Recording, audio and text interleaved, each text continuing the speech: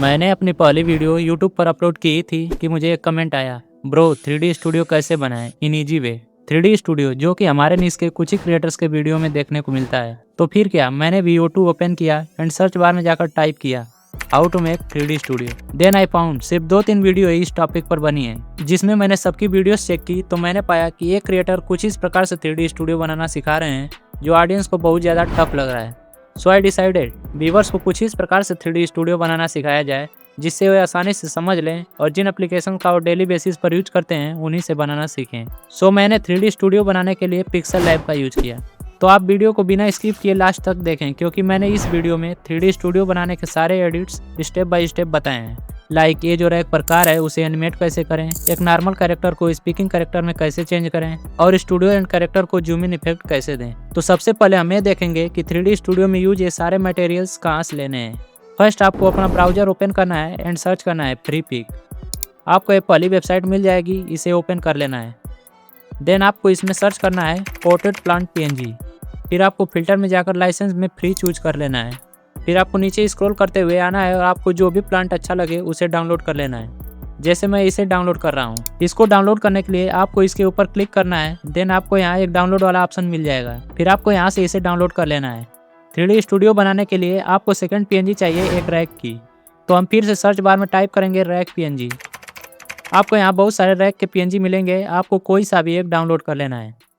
मुझे एक के वाला पसंद आया तो मैं इसे डाउनलोड कर लेता हूँ। फिर आपको सर्च बार में सर्च करना है गेमिंग चेयर PNG। देन आपको बहुत सारी गेमिंग चेयर की PNG देखने को मिलेगी, जिसमें से मैं इसे डाउनलोड कर लेता हूँ। स्टूडियो बनाने के लिए आपको एक और PNG की आवश्यकता होगी, जो कि है टेबल PNG। मुझे एक ब्लैक टेबल की PNG चाहिए तो मैं सर्च करूँगा ब्लैक टेबल PNG।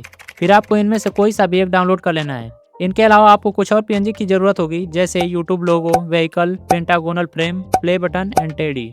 इन सबको भी आप इसी तरह से डाउनलोड कर सकते हैं, नहीं तो आप डिस्क्रिप्शन से मेरे टेलीग्राम चैनल को ज्वाइन कर लीजिए, वहाँ से आपको ये सारी PNG मिल जाएगी। सारी PNG डाउनलोड करने के बाद आपको आना है पिक्सल लैब एप्लीकेशन में और फर्स्ट आपको यहाँ इस 3 डॉट पर क्लिक करना है और इमेज साइज में जाकर इसे यूट्यूब थंबनेल सेलेक्ट कर लेना है। देन आपको इस टेक्स्ट को डिलीट कर देना है। फिर आपको इस प्लस वाले आइकन पर क्लिक करके गैलरी से आपको ए वाली इमेज ले लेनी है। इसका भी लिंक आपको डिस्क्रिप्शन में मिल जाएगा। इसको सिलेक्ट करने के बाद आपको इसके सेटिंग में आना है एंड यहाँ इसके रिलेटिव पोजीशन में जाकर इसको बीच में कर लेना है। फिर आपको इसकी यहाँ से एक और कॉपी बना लेनी है और इसको कुछ इधर सेट करके 3D रोटेट वाले ऑप्शन में आना है और यहाँ Y एक्सिस को बढ़ा लेना है। मैं इसे अराउंड 15 रखता हूँ। फिर आपको इसको जूम करके कुछ इस प्रकार से सेट कर लेना है। देन आपको इसको 2 बैक वाले ऑप्शन पर आकर इसे पीछे भेज देना है। देखिए थोड़ा सा गड़बड़ है तो मैं इसे फिक्स कर लेता हूँ। फिर आपको इसकी भी एक कॉपी बनानी है और इसको राइट साइड में लाना है और इसको भी 3D रोटेट से रोटेट कर लेना है। मैंने लेफ्ट वाली की 50 रखी थी तो इसको -50 रखना होगा। देन इसको भी 2 बैक वाले ऑप्शन से पीछे भेज देना है। ये थोड़ा फिक्स नहीं है तो इसे फिक्स कर लेते हैं। फिर आपको यहाँ से आकर इन तीनों को लॉक कर देना है। फिर आपको इस प्लस वाले आइकन पर क्लिक करना है और गैलरी में जाकर इस फ्लोर वाले इमेज को ले लेना है। इसकी लिंक भी आपको डिस्क्रिप्शन बॉक्स में मिल जाएगी।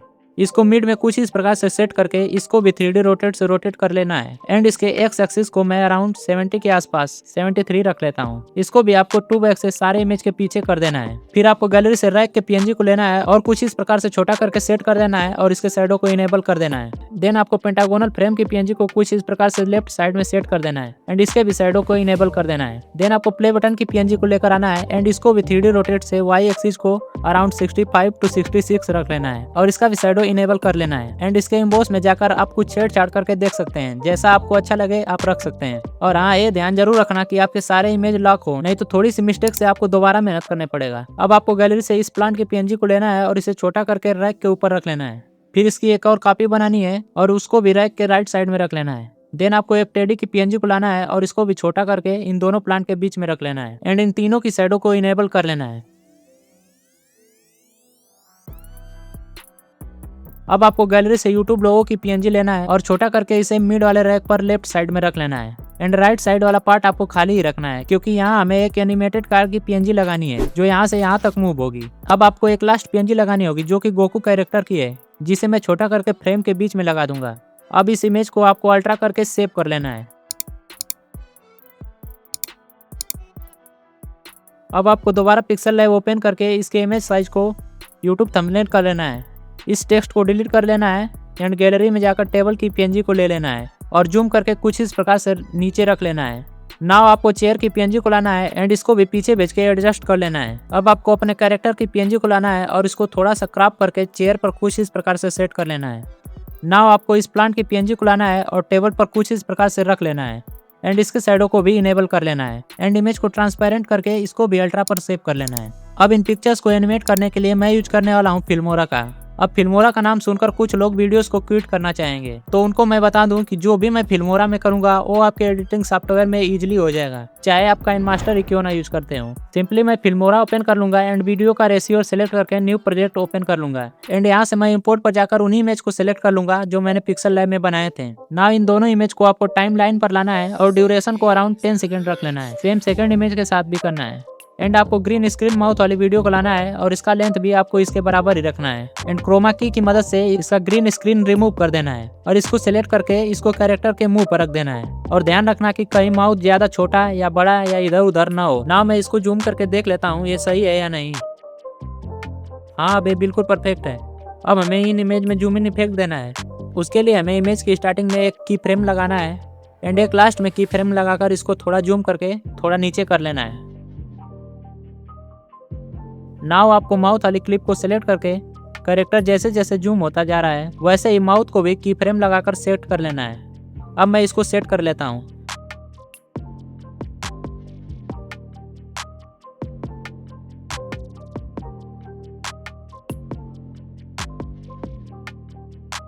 अब ये पूरी तरह से सेट हो चुका है। नाउ मैं इसको प्ले करके देख लेता हूँ।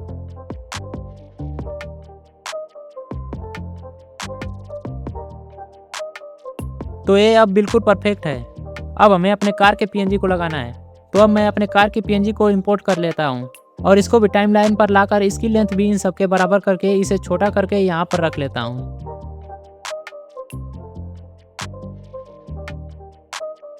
नाउ मैं अपने बैकग्राउंड वाली इमेज को सिलेक्ट करके एक स्टार्टिंग में की फ्रेम लगा लूंगा एंड एक लास्ट में की फ्रेम लगाकर इसे थोड़ा जूम करके और थोड़ा ऊपर खींच लूंगा।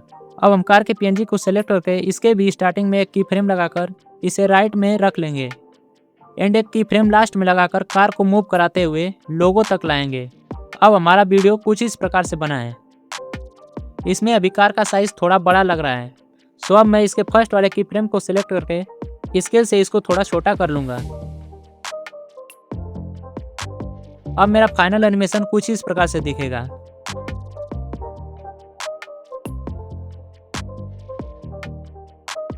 अब आपको इसे हाई क्वालिटी में करके एक्सपोर्ट कर लेना है।